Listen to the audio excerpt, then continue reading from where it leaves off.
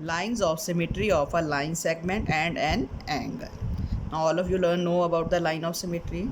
Now to find the line of symmetry of a line segment and in an angle, there are two different methods. First method, to draw the perpendicular bisector on the line segment. If we want to find the line of symmetry of a line segment, we draw the perpendicular bisector of this by using the compass. Now this is known as perpendicular bisector, and this divides it into two equal parts. In the same manner, we will draw the bisector of given angle by the use of compass.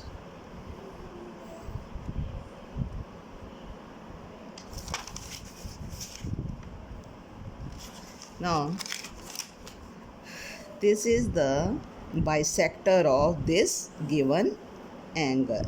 This line now divides this angle into two equal parts. And the another method to find the bisector of the line segment and angle is by paper folding.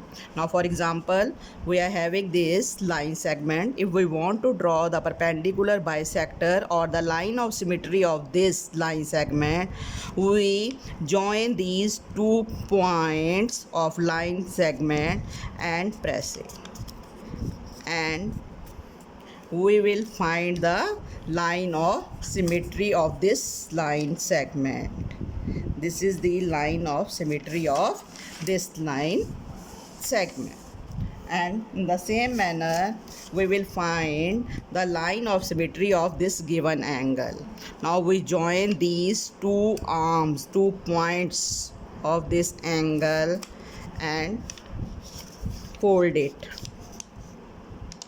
and we will get the line of symmetry of this angle. This is the